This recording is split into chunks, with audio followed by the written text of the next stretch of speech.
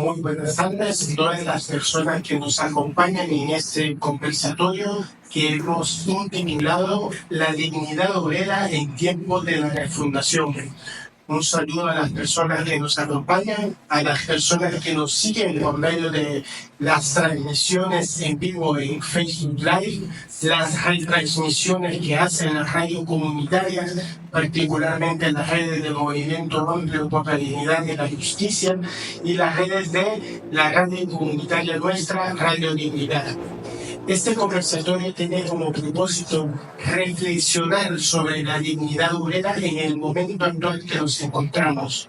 Y con este propósito, nosotros desde el Bufete Estudios para la Dignidad, desde el Movimiento Amplio y desde el proyecto sociopolítico de candidatura independiente por San Pedro Sula, vamos a reflexionar en un primer momento, asignado a mí, sobre los casos particulares que están cercanos a nuestras causas, a nuestros proyectos, que procuran demostrar cuál es la realidad de los obreros y de las obreras.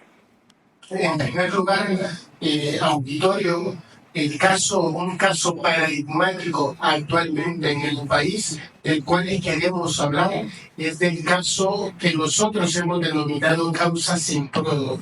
Y para que ustedes, amable auditorio que nos acompaña, lo sepan, esta causa es un caso que hemos asumido como Bufete, como abogados y abogadas, en el cual representamos más de 150 docentes que han intentado desafiliarse de un sindicato, particularmente del sindicato que por sus siglas se lee Simprodo.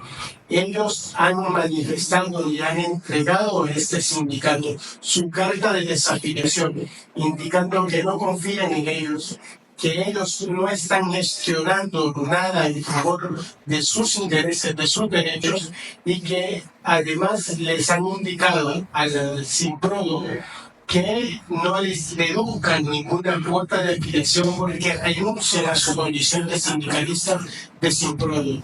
Se notificó además a la Secretaría de Educación y a la Secretaría de Finanzas de esta desafiliación, y finalmente ni el Simprodo, ni la Secretaría de Finanzas, ni la Secretaría de Educación les desafiliaron. Se llevó este caso a sede judicial ante la Corte Suprema de Justicia, y la Corte Suprema de Justicia ha declarado por el momento y sin lugar la petición de más de 150 profesores y profesoras que manifiestan que no quieren seguir el Simprodo por algún formalismo, lo declaran sin lugar. Y esto lo que ratifica es que los trabajadores y trabajadoras, en este caso de la docencia, no quieren pertenecer a un sindicato que no les representa, que no les defiende y que además ha servido para reducir o causarles un perjuicio económico. Y ese sindicato, en su maniobrar arbitrario, ha conseguido tener legitimidad y protección por parte del sistema de justicia actual. Y este es un caso que merece ahora mismo atención y que nosotros lo vamos a litigar en instancia internacional. Un segundo caso que merece además la importancia, que denota otra forma en la que se afecta a la realidad de los trabajadores y trabajadoras que nosotros estamos asumiendo, es lo relacionado a los trabajadores y a las trabajadoras de Farmacia Simán. Son obreros y obreras que están en un propósito particular de fundar un sindicato, y que frente a esta iniciativa lo que han encontrado son actos de hostigamiento, de reducción de condiciones laborales que garantizan dignidad a los trabajadores y a las trabajadoras, y además acciones que van encaminadas a desarticular cualquier intento de sindicato, despidiendo a la junta directiva, a miembros de la junta directiva de Farmacia Simán. Ahora mismo estamos en ese reto que ahora mismo en esta realidad hondureña parece un gran reto fundar un sindicato, porque las patronales las patronales están asumiendo un comportamiento en donde, amparados por la impunidad, entienden que pueden deshacer y hacer lo que quieran con los trabajadores, particularmente que quieren fundar sindicatos para reivindicar sus derechos. Y finalmente, el tercer caso, que nos parece el más paradigmático de los que nosotros estamos asumiendo, es el caso relacionado a 1.200 o a más de 1.200 trabajadoras y trabajadores de la maquila Delta Cortés y Delta Apparel S.A., una maquila que solicitó en su momento una suspensión del contrato de trabajo en junio del año pasado por 4 meses, y que lo solicitó ante la Secretaría de Trabajo y Seguridad Social, y que estuvo durante esos 4 meses de suspensión de contratos maniobrando para huir del país sin salvar los derechos de los trabajadores y de las trabajadoras que nosotros representamos. Frente a esto, lo que es importante apuntar son 2 cosas. Ahora mismo estamos nosotros litigando el caso en sede judicial, pero es importante, es oportuno mencionar que lo que existe, lo que deja entrever este caso de más de 1.200 obreros y obreras sin tener saldados sus derechos, es que la Secretaría de Trabajo y Seguridad Social tuvo noticias que la maniobra que estaba realizando la empresa era utilizada para huir del país sin saldar los derechos de las trabajadoras y de los trabajadores. Y aún así, 8 meses después, esta secretaría declaró sin lugar la solicitud de supresión de contratos que hizo la empresa maquilera. La declaró sin lugar. No obstante, frente a quién peticionan ahora a los trabajadores y las trabajadoras los derechos que les corresponden si la empresa ya huyó, la Secretaría de Trabajo y Seguridad Social debió en su momento asumir un comportamiento activo y contundente de proteger la dignidad obrera, y no lo hizo. Y además es importante decir que siempre durante ese proceso hubo manifestaciones importantes de los obreros de la maquila y las obreras de la maquila, y lo que recibieron fue gas y represión por parte de la policía y los militares. Mientras tanto, la Secretaría de Trabajo decidió reunirse únicamente con la Asociación Hondureña de Maquiladores y con la representación sindical que los mismos obreros dicen y ratifican que no les representan. Y además es importante decir que frente a esto también lo que demuestra, lo que deja de ver, es que lo que tenemos en Honduras es una atracción de la inversión más violenta, de la inversión del empresariado, de las transnacionales que entienden a Honduras como un paraíso en el que pueden venir a invertir sin pagar como beneficios fiscales, pero además sabiendo que pueden explotar y abandonar a los trabajadores y trabajadoras que les sirvieron por más de 2 décadas sin saldarles ningún derecho e respetando profundamente su dignidad. Queremos hacer ver que el Estado, en esta realidad, sus instituciones, la Secretaría de Trabajo y Seguridad Social, que también los sindicatos en muchos casos no están asumiendo un compromiso histórico, el compromiso que le demanda actualmente para proteger, para reivindicar la dignidad de los obreros y de las obreras en este momento actual, y que nos plantean a nosotros además poder transformar desde las posiciones que estemos, desde el campo popular o desde la institucionalidad accediendo a una alcaldía, que nosotros asumamos como prioridad los derechos de las obreras y de los obreros. Con esto yo cerraría mi participación y ahora mismo yo trasladaría la palabra al abogado Víctor Fernández, al abogado Walter Fuentes. Gracias, Pedro. Y a continuación, desde el Frente Sur para la Dignidad, desde el Movimiento Amplio por la Dignidad de la Justicia y desde este proyecto sociopolítico que es la candidatura independiente para la alcaldía de San Pedro Sula, que lidera el abogado Víctor Fernández, Vamos a proceder a darle lectura a esta carta pública dirigida a los trabajadores y trabajadoras a nivel nacional en la conmemoración pues, del Día del Trabajador y la Trabajadora hondureña. Compañeros y compañeras, como siempre lo hemos hecho y hoy desde la trinchera de una candidatura independiente por la Municipalidad de San Pedro Sula, nos dirigimos a ustedes para recordarle a todos los trabajadores y trabajadoras de Honduras el enorme desafío que tenemos de sumar a nuestros justos reclamos por mejoras salariales o mejoras en las condiciones laborales. Exigencias para salir de la pobreza generalizada en la que se encuentran nuestras comunidades que nos permitan vivir con la dignidad que merecemos. Como ustedes saben, nuestra lucha por los derechos no es nueva. Ahora mismo defendemos a cientos de mujeres trabajadoras de máquinas a quienes se les niegan sus derechos laborales. Estamos disputándonos con la municipalidad el abuso que cometen al cerrar fuentes de trabajo dignas como la de los carreteros de San Pedro Sula. Pero también este trabajo nos ha permitido entrar hasta lo más hondo de la precariedad en que se encuentran sus aldeas y barrios ubicadas, la mayoría de ellas, en la periferia de la ciudad.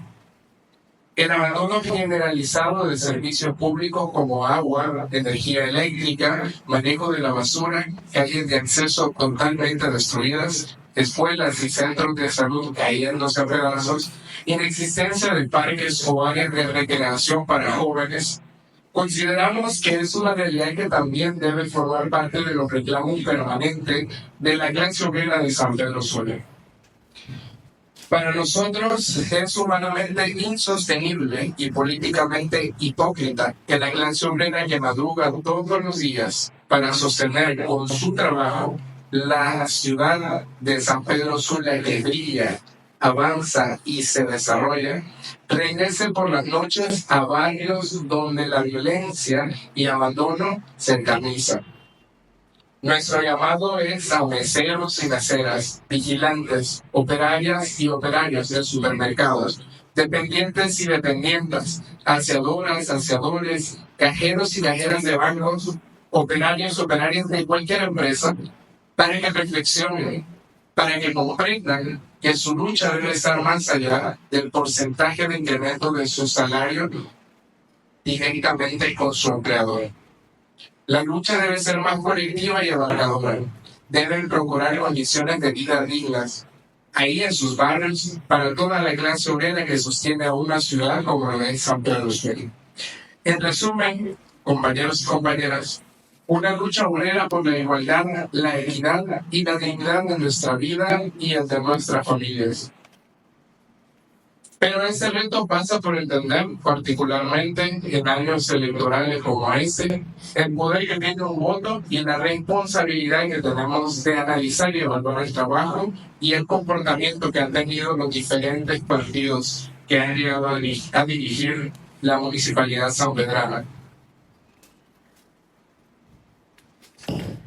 A nuestro juicio, liberales, cachurecos y libres, como alcaldes o regidoras, han cumplido con dos cosas: perpetuar el olvido hacia los barrios y las colonias donde viven los obreros de San Pedro Sula. Las condiciones sociales de estos son la prueba.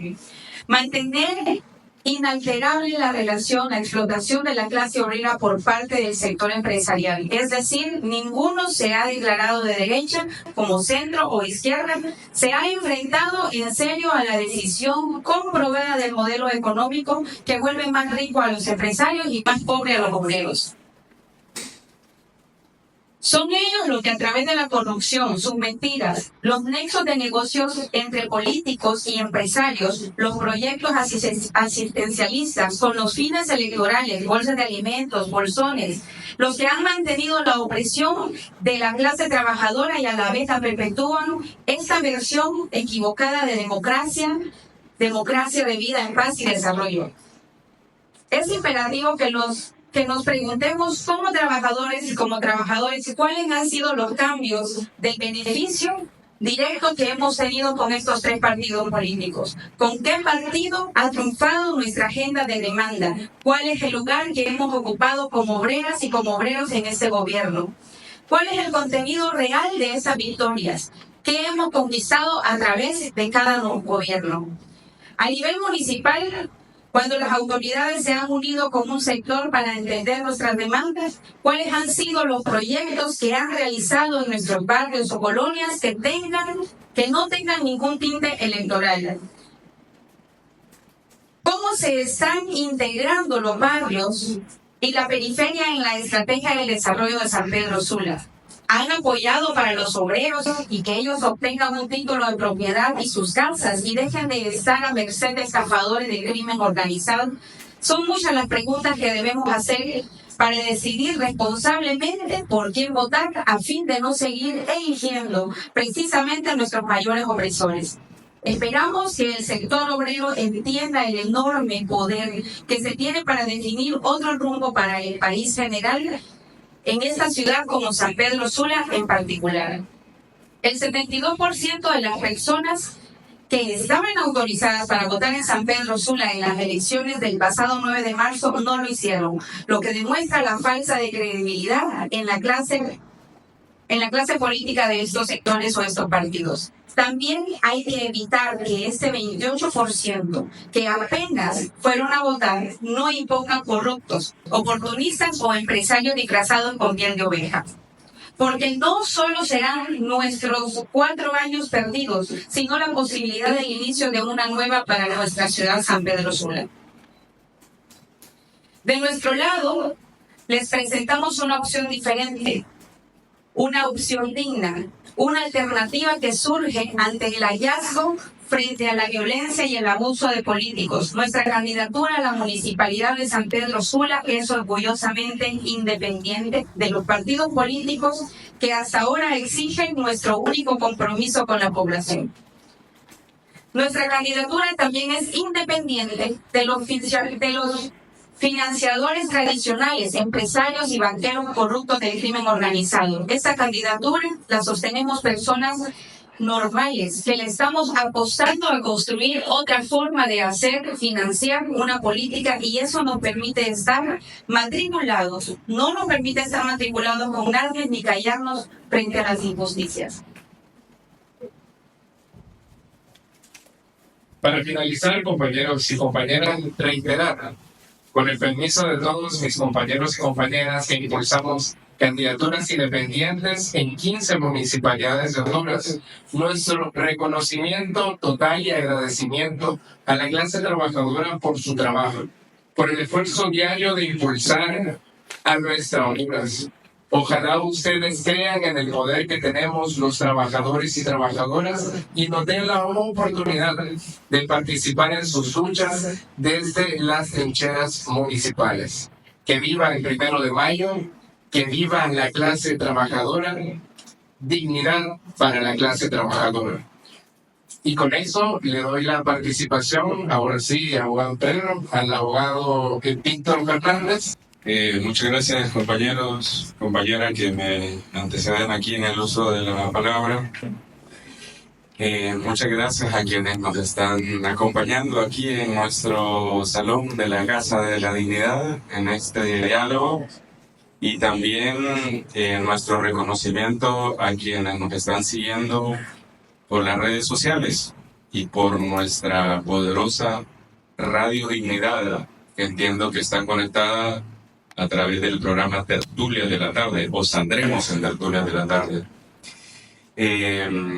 Particularmente estoy viendo que están conectadas en nuestra transmisión compañeras obreras, con conciencia de obreras.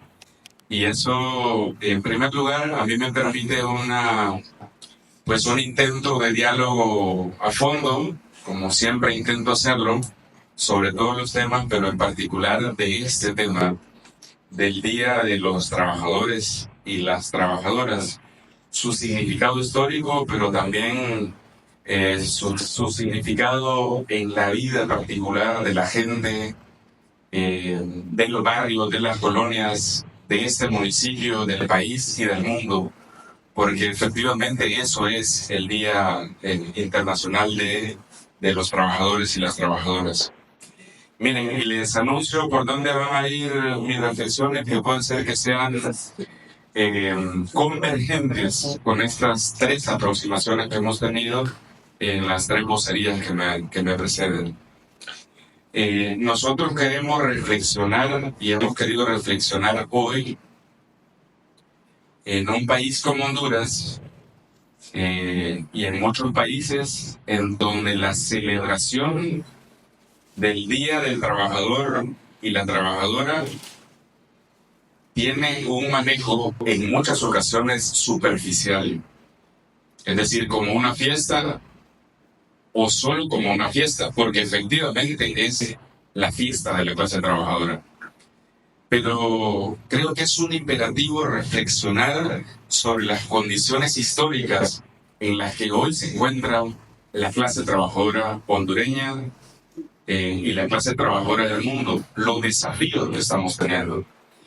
Y nosotros hemos planteado la reflexión desde la perspectiva de la dignidad de la clase trabajadora, desde la dignidad de los obreros y las obreras, compañeros y compañeras. Y hay dos categorías que me parece a mí que pueden ser guía de la reflexión. La primera es qué implica la dignidad obrera a partir de la materialidad que debe llenar a las personas que reivindicamos la condición de personas trabajadoras. Es decir, porque la dignidad puede ser un concepto muy general si no lo aterrizamos en las condiciones básicas que necesita una persona, un conglomerado o una clase social como la clase trabajadora. Y nunca va a ser, digamos, descabellado, fuera de contexto, hablar de esas condiciones materiales básicas. Miren, un trabajador y una trabajadora sin empleo formal, sin condiciones básicas de salario regular, permanente, es una persona en condiciones terriblemente indignas, compañeros y compañeras. Y aquí voy empezando a hablar, la verdad, voy empezando a hablar. Sin empleo no vamos a poder tener dignidad. Sin ingreso no es posible hablar de dignidad. Y en este país y en el mundo lo que más hay es desempleo. Por eso es importante la reflexión. Particularmente si mañana se movilizan, nos movilizamos, desarrollamos reflexión, tenemos empleo. Ese es un tema que me parece importante. Lo segundo es seguridad, como lo decía esta carta. Seguridad en la casa, en el barrio, son condiciones materiales indispensables para hablar de una clase trabajadora, de unos trabajadores y trabajadoras con dignidad. Hablar de educación, ¿cuánto se está educando la clase trabajadora, los trabajadores y las trabajadoras de este país? ¿O simplemente están siendo personas, clase social explotada, que no tiene oportunidad para ninguna educación? San Pedro Sula, por ejemplo, todavía tiene un vergonzoso 11% de analfabetismo.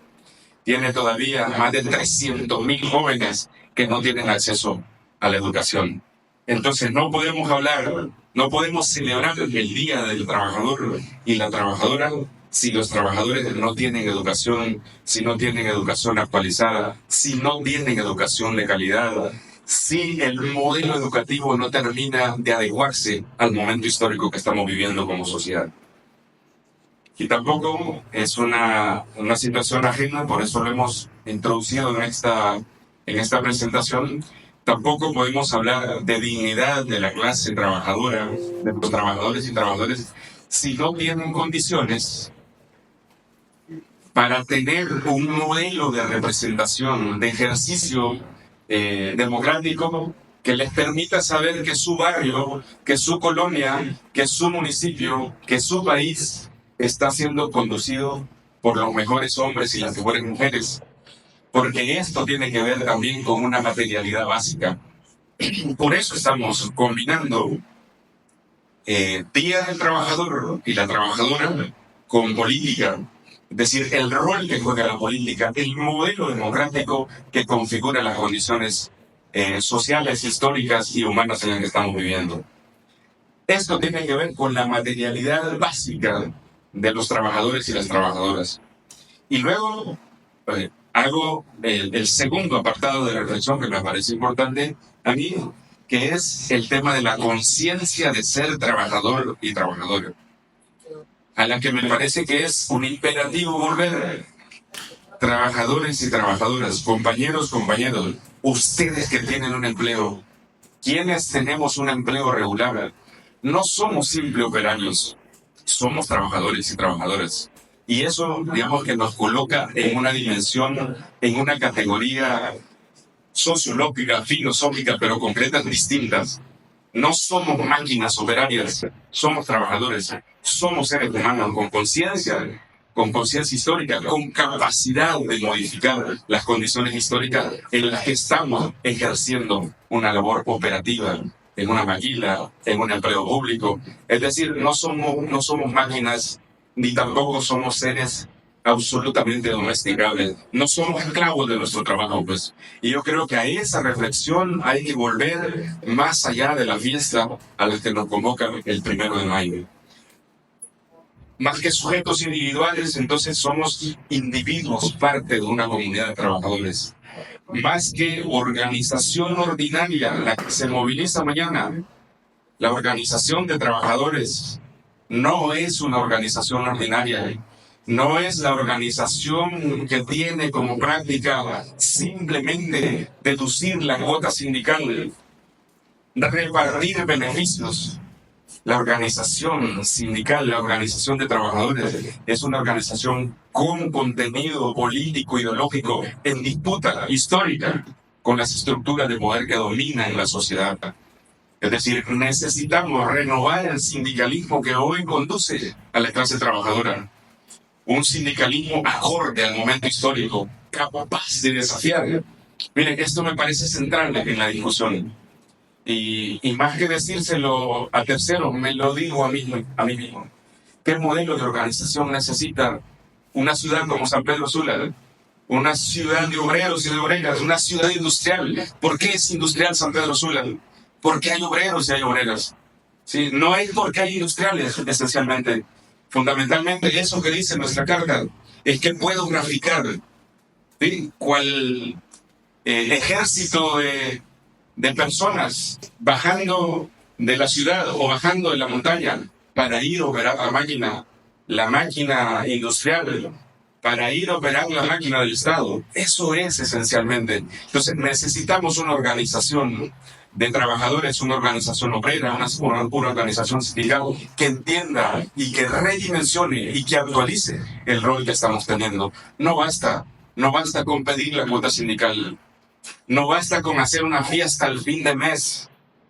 No basta con celebrar el 1 de mayo y muchas veces con financiamiento de la patronal, que es importante que lo haga. Necesitamos un modelo de organización sindical que debata, que construye y que desarrolle la conciencia de la clase trabajadora.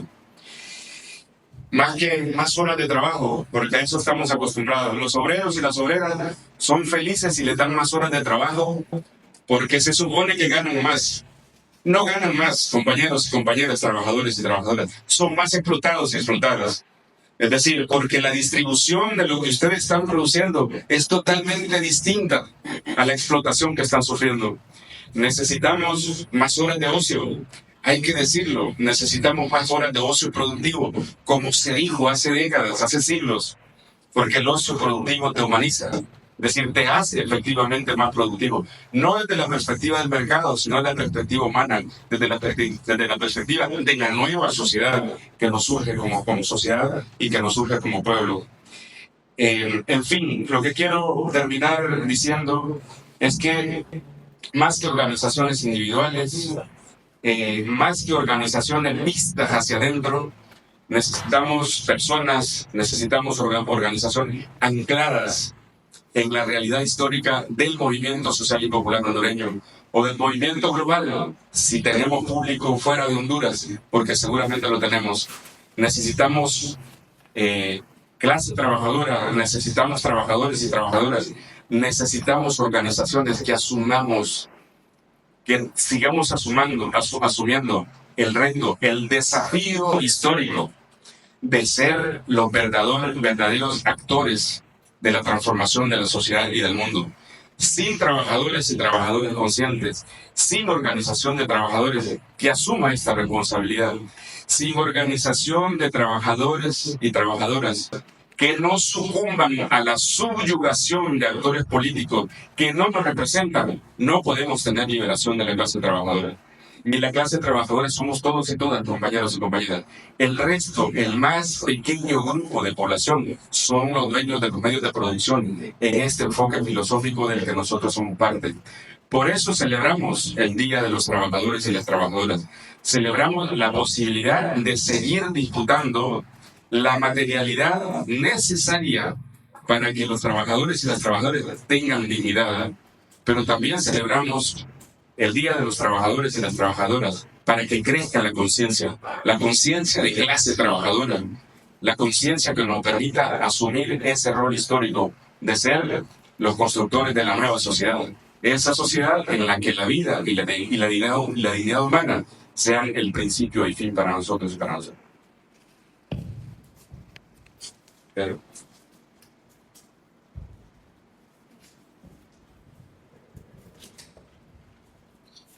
vamos a cerrar este conversatorio sin antes ratificar los grandes actores, las grandes actoras de esta transformación que reivindique la dignidad obrera. Somos trabajadores y las trabajadoras, y ahora mismo tenemos una alternativa política que hay que construir, que hay que robustecer y que hay que llevar a la victoria.